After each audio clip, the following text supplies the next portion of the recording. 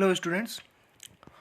आज पढ़ेंगे आपका कल मैंने आपको इम्यूनिटी के बारे में बताया था कि इम्यूनिटी क्या होती है आपकी बॉडी के अंदर, किस टाइप से इम्यूनिटी आपका क्या काम होता है इम्यूनिटी का, और आपकी बॉडी इम्यूनिटी किस टाइप से आपकी डिफरेंट डिफरेंट लेवल्स होते हैं उसके, आपका primary secondary tertiary different different levels होते हैं जो मैंने आपको बताया था।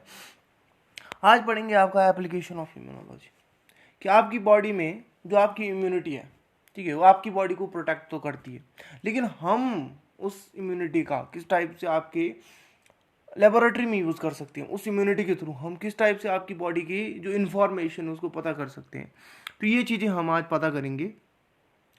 अब देखिए, सबसे पहले आपका जो इसमें पॉइंट है आपका, it helps us to understand aetiology and pathogenesis if disease, example rheumatic fever, asthma etcetera. तो ये देखिए आपकी जो रूमेटिक फीवर्स होते हैं, ये देखिए ऑटो इम्यून डिजीजेज है आपकी, अस्थमा हो गया आपका या फिर रूमेटिक फीवर हो गए, ये जो है आपकी ऑटो इम्यून डिजीजेज हैं। तो इम्यूनोलॉजी से आपका डायरेक्ट रिलेटेड है। डायग्नोसिस ऑफ डिजीजेस, ठीक है। देखिए आपकी बॉडी में जब कोई डिजीज़ होती है, ठीक है, थोड़ा मैं आपको बहुत गहराई में ले जाऊंगा इसमें, तो इमेजिनेशन कीजिएगा कि किस टाइप से मैं चाहता क्यों आपको समझाना, ठीक है। देखिए हमारी बॉडी में कोई वायरस आता है, सपोज हमारी बॉडी में कोई वायरस आया या फिर कोई बैक्टीरिया आया, वो हमारी बॉडी के अंदर देखिए प्राइमरी सिस्टम सेकेंडरी, आपका primary immune system secondary immune system को क्रॉस कर रहा है।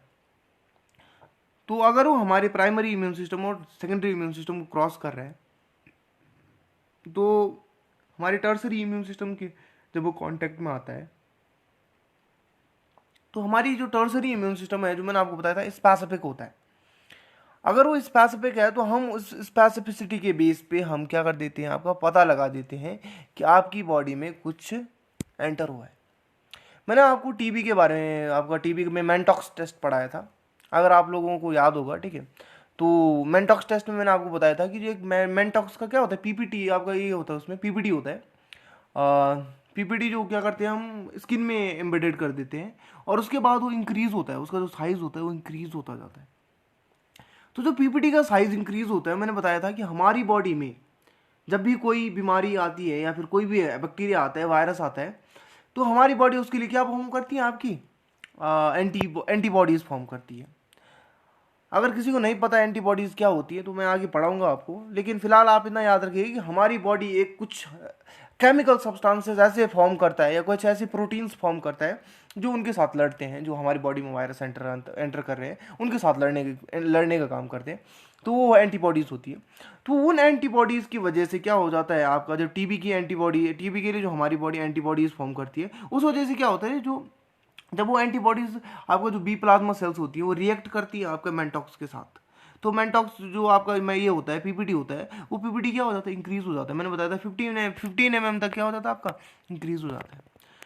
तो उसी तरह हमारी बॉडी में डिफरेंट डिफरेंट जो डिजीजेज होती है, उन डिजीजेज के लिए, अगर वो वायरल डिजीजेज हैं या फिर आपका बैक्टीरियल डिजीजेज या फिर फंगल डिजीजेज है, वो सारी डिजीजेज जो है उनके लिए हमारी बॉडी एंटीबॉडीज फॉर्म करती है। और उन्हीं एंटीबॉडीज़ का अगर हम पता लगा लें, अपने जो हमारा जो ब्लड होता है उसके सीरम से हम पता लगा लें, उसको कलेक्ट कर लें कि आपके ब्लड में एंटीबॉडी है या नहीं है, तो हमें पता चल जाएगी आपको डिजीज़ है या नहीं है। तो इस वजह से हम क्या पता लगा लेते हैं कि आपका डिजीज़ आपको है भी या नहीं है। अगर आपको डिजीज़ है तो कौन सी है, ये चीज़ें हम आपका इम्यूनोलॉजी के थ्रू पता कर लेते हैं। कैसे पता करती, क्योंकि आपका एंटीबॉडी एंटीजेंस ये आपके टर्सरी के पार्ट हैं, टर्सरी इम्यून सिस्टम जो होता है ये उसके पार्ट हैं। उसके बाद देख लीजिए डेवलपमेंट ऑफ वैक्सीन। अब how to develop the vaccine, थोड़ा ध्यान दीजिएगा, ठीक है, बहुत इंपॉर्टेंट पॉइंट है आपका। देखिए जो आपका आपका कोई भी बैक्टीरिया होता है या वायरस होता है, ठीक है, हम क्या करते हैं, वहाँ से जब एंटीबॉडीज़ हमारी बॉडी फॉर्म कर रही है किसी चीज़ के लिए, एंटीबॉडीज़ फॉर्म कर रही है, तो उस एंटीबॉडी में क्या होता है आपका, जब मैं आपको शेप बताऊंगा आगे एंटीबॉडी का, तो उन बॉडी की उसमें क्या होता है, कुछ स्पेसिफिक आपकी आपकी जो ये होते हैं उसमें स्पेसिफिक प्रोटीन होती है। उन प्रोटीन का हम डिटेक्शन करके हम क्या बना देते हैं, आपका ये बना देते हैं, वैक्सीन बना देते हैं। अगर वो क्या कर रही है, उसके एंटीजन्स को मार रही है, या फिर उस बैक्टीरिया या उस वायरस को क्या कर रही है, किल करने की पावर है हमारी बॉडी की एंटीबॉडीज़ में। तो हम क्या करते हैं, उसके लिए उसी टाइप की जो एंटीबॉडीज़ हमारी बॉडी में बन रही है, उसी टाइप की हम लेबोरेटरी में सिंथेसिस करते हैं, उस टाइप का प्रोटीन सिंथेसिस करते हैं, तो उसको हम वैक्सीन बोलते हैं। कि उसी टाइप का वो क्या करें हमारी बॉडी में, हम जब वैक्सीन करें, वैक्सीन लगाएं। देखिए अब क्या होता है, देखिए आपने देखा होगा यंग फेज में, अगर कोई ह्यूमन यंग फेज में है तो उसको क्या होता है, अगर उसकी बॉडी में कोई बैक्टीरिया चला जाता है तो हमारी बॉडी उसके लिए क्या बनाती है, एंटीबॉडीज़ बनाएंगी, और हमें पता भी नहीं चलेगा और हमारी बीमारी ठीक हो जाएगी। तो अगर हम उन्हीं एंटीबॉडीज़ को ले लें वहाँ से, और उनका जो प्रोटीन है उसका हम क्या करते हैं, वैक्सीन बना दे। तो अगर वो किसी ऐसे ह्यूमन में जो इम्यूनो कॉम्प्रोमाइज्ड है, उसका इम्यून सिस्टम काम नहीं कर रहा है, उसकी बॉडी में उसका वो प्रोटीन डाल दे, तो उसकी बॉडी में भी क्या हो जाएगा, आपकी उसकी बॉडी में भी वो प्रोटीन जैसे ही आएगी वैसे वो क्या करेगी, आपका उस पर अटैक करेगी, आपका एंटीजन्स पे, या फिर आपका जो बैक्टीरिया है उस पर एंटीजन करेगी, उस पर आपका अटैक करेगी, तो आपका बैक्टीरिया या वायरस जो भी है वो क्या हो जाएगा, मर जाएगा, या हमारी बॉडी से क्लियर हो जाएगा, क्लीन हो जाएगा यूरिन के थ्रू। तो ये वैक्सीन डेवलप करने में हमारा जो इम्यून सिस्टम होता है वो बहुत इंपॉर्टेंट होता है। देखिए आजकल जो कोरोना की डिजीज़ आ रखी है, ठीक है, उसमें हमारी जो एंटीबॉडीज़ हैं वो इतनी इफेक्टिवली काम नहीं कर रही हैं कि हमारी जो डिजीज़ है वो एकदम से सही हो जाए। उस वजह से क्या हो रहा है, लेकिन जो यंग फेज में ह्यूमन है उसमें क्या, जो यंग लोग हैं उनमें जब कोरोना हो रहा है तो आदमी क्या कर रहा है, रेजिस्ट करने की कोशिश कर रहे हैं। तो वो रेजिस्टेंस किसकी वजह से हो रही है, जो एंटीबॉडीज़ हमारी बॉडी में फॉर्म हो रही हैं उन्हीं की वजह से वो क्या कर रहे हैं, उनको वो जो यंग एज के ह्यूमन है वो क्या कर रहे हैं, उसको रजिस्ट कर रहे हैं कुछ दिन, उसके लिए क्या कर रहे हैं, हमारी वो उसकी उनकी जो इम्यूनिटी पावर वो ज़्यादा होने की वजह से क्या कर रहे हैं, कुछ दिन रजिस्ट कर रहे हैं उसको। लेकिन जब रजिस्ट नहीं कर पा रहे तो क्या हो जा रहे हैं, डेथ हो जाती है उनकी।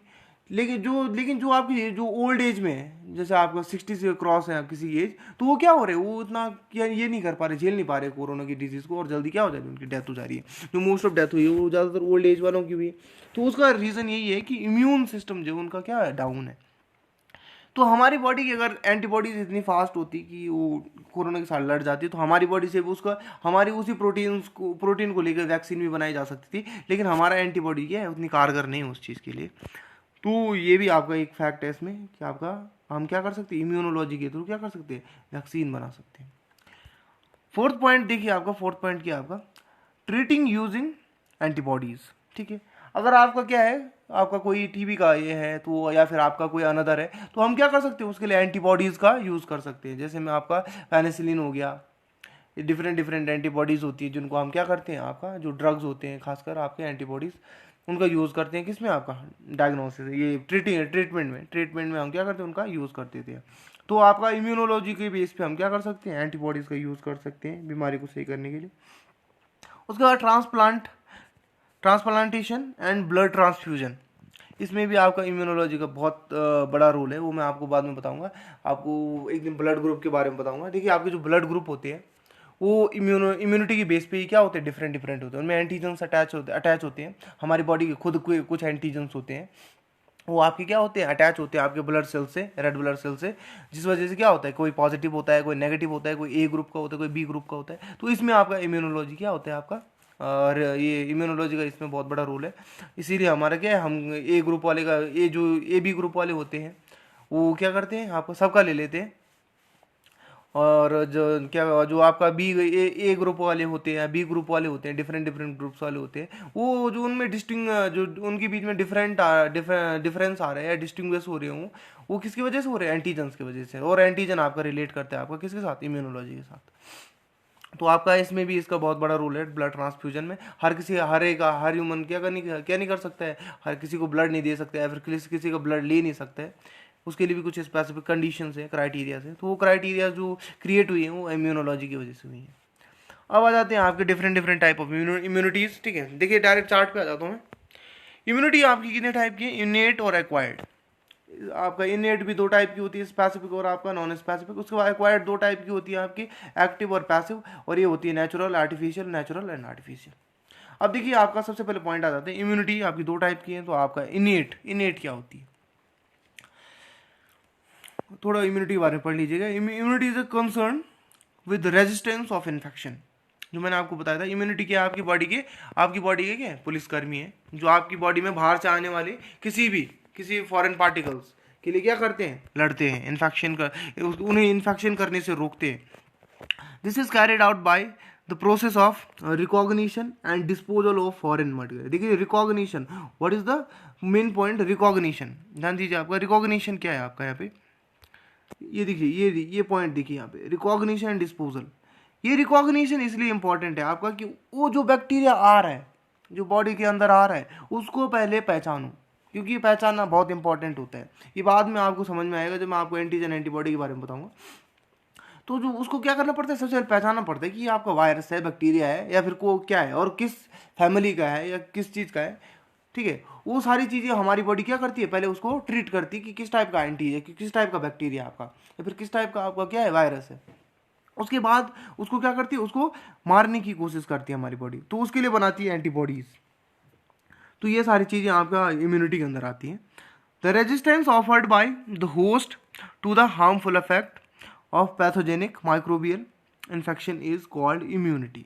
ठीक है, ये पॉइंट याद कर लीजिएगा, ये इसकी क्या है आपका डेफिनेशन है, the resistance offered by the host to the harmful effect of pathogenic microbial infection is called immunity. ठीक है, रेजिस्टेंस, इसमें सबसे मेन पॉइंट क्या है, रेजिस्टेंस। आपका रेजिस्टेंस ऑफर कर रहा है जो होस्ट के जो सेल्स हैं, या फिर कोई भी आपको जो होस्ट का जो क्या है सिस्टम है, वो क्या कर रहा है, रेजिस्ट कर रहा है किसी भी हार्मफुल इफेक्ट, जो पैथोजन के हार्मफुल इफेक्ट होते हैं उनको क्या करता है, रेजिस्ट कर रहा है। ठीक है, तो जो रेजिस्टेंस क्रिएट कर रहा है, ये क्या है आपका, यही है आपकी बॉडी की immunity. Immunity is broadly classified into 2 types, namely इनेट and acquired immunity. देखिए इनेट क्या होता है, अब पॉइंट पे आ जाते हैं, इनेट, व्हाट इज द इनेट। इनेट क्या होता है, इनेट होता है जेनेटिकल। इनेट से आप सीधा सीधा एक चीज याद रखिएगा, इनेट इज अ जेनेटिकल। इनेट क्या आपका, इनेट जो होगा, जो आपका मदर फादर या फिर आपके पूर्वजों से आपको मिल रही है, ठीक है, उसको बोलते हैं आपका इनेट। तो इनेट इम्यूनिटी जो आपके किसी पूर्वज की वजह से आपको क्या हो रही है, मिल रही है। देखिए इसका आप बेसिक एग्जांपल ले लीजिए, ह्यूमंस की इम्यूनिटी और जानवरों की इम्यूनिटी डिफरेंट होती है। भैंस की इम्यूनिटी अलग होती है, गाय की इम्यूनिटी अलग होती है, और ह्यूमन की इम्यूनिटी अलग होती है। ये किस वजह से, जो भैंस की इम्यूनिटी होगी वो क्या होगी, भैंस के पूर्वजों से उसमें आई होगी, और जो ह्यूमन की इम्यूनिटी वो ह्यूमन के वजह से आई है। तो हमारी इम्यूनिटी में जो डिफरेंस है वो किसकी वजह से, हमारे पूर्वजों की वजह से। तो जो ह्यूमन के अंदर इम्यूनिटी आई है वो हमारी किसकी वजह से, पूर्वजों की वजह से। तो वो जो इम्यूनिटी है जो उनकी वजह से हमारी बॉडी में हमेशा चलती आ रही है, वो होती है आपकी इनेट इम्यूनिटी, जो उनकी वजह से हमारी बॉडी में आई है। ठीक है, जो हमारी बॉडी में सेल्स बन रही हैं, डिफरेंट सेल्स बनती हैं जो हमारी बॉडी में इम्यून क्रिएट करती है, वो सारी आपकी इनेट इम्यूनिटी के अंदर आती है। जो आपकी टी लिम्फोसाइट्स, बी लिम्फोसाइट्स जो आपका फैगोसाइटोसिस करती हैं, टी लिम्फोसाइट, बी लिम्फोसाइट्स जो हमारी बॉडी में आए वो किसकी वजह से आए, हमारी मदर फादर की वजह से आई है, या फिर उनकी बॉडी में भी थी तो हमारी बॉडी में भी उनको क्या आया, जेनेटिकल कोड आया, तो उस वजह से हमारी बॉडी में भी फॉर्म हो रही है। तो ये सारा इनेट के अंदर आता है।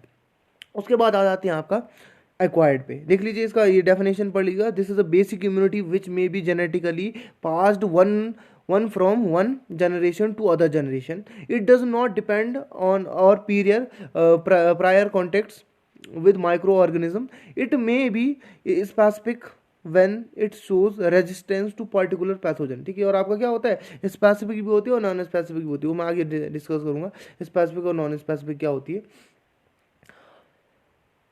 इसके बाद देखिए एक्वायर्ड में देखिए, एक्वायर्ड में क्या है, the immunity acquired during the lifetime of an individual known as acquired immunity. देखिए आपकी बॉडी क्या होती है, देखिए आपने क्या किया, हाँ आप क्या करते हो, आपकी बॉडी में लिम्फोसाइट्स बनती है, ये सारी चीज़ें बनती है, लेकिन अगर आप इनको क्या करते हो, अच्छे से ट्रीट करते हो, या फिर ह्यूमन आप इस टाइप के कुछ सब्सटेंस ऐड करते हो बॉडी के अंदर, जिससे इम्यूनिटी को क्या होता है, थोड़ा इंक्रीजमेंट होता है, जैसे आप दवाई खा सकते हो। ठीक है, तो ये सारी जो इम्यूनिटीज़ होती है जो आप बाहर से कहीं एक्वायर्ड कर रहे हो, एक्वायर्ड मतलब आपकी जो इनेट इम्यूनिटी है, जो आपकी नॉर्मल इम्यूनिटी है, उसके साथ कुछ ऐड कर रहे हो, दवाई खा के आप ऐड कर रहे हो, अपनी बॉडी को इम्यूनाइजेशन कर रहे हो। जैसे मैंने आपको बीसीजी का इंजेक्शन बताया था कि बीसीजी का इंजेक्शन क्या होता है, इम्यूनाइजेशन के लिए होता है, हमारी बॉडी में एंटीबॉडीज जो होंगी वो जल्दी बनना स्टार्ट हो जाएंगे।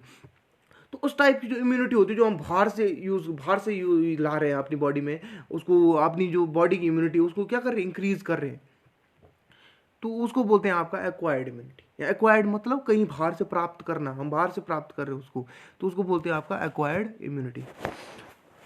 तो ये था आपका एक्वायर्ड इम्यूनिटी। अब देखिए एक्वायर्ड इम्यूनिटी के पार्ट है, एक है आपका एक्टिव, एक है पैसिव। देखिए एक्टिव पैसिव आपने इंग्लिश में बहुत पढ़े होंगे, active active voice, passive voice, ठीक है, बिल्कुल सेम आपका उसी टाइप का है एक्टिव एंड पैसिव। इसमें भी देख लीजिए नेचुरल एंड आर्टिफिशियल। नेचुरल सिर्फ आप समझ रहे होंगे, नेचुरली जो हमारी बॉडी में होगा वो होगा आपका नेचुरल। आर्टिफिशियल वो होगा जो हम बॉडी में ऐड करेंगे, कहीं ना कहीं से हमने क्या करना है, बाहर से ऐड करना है। हमारी बॉडी का उसमें क्या होता है, किसी टाइप का डिस्टर्ब, हमारी बॉडी का उसमें किसी टाइप का कोई नहीं, ये नहीं होता है, ये मतलब उसमें किसी टाइप का ये नहीं होगा, आपका बॉडी का इंटरफेयर नहीं होगा उसको बनाने के लिए। जो आर्टिफिशियल होगी उसको क्या करें, वहाँ सिंथेसाइज होती है ऑलरेडी, और हमने सिर्फ क्या करना है, उसको इनटेक करना पड़ता है बॉडी में।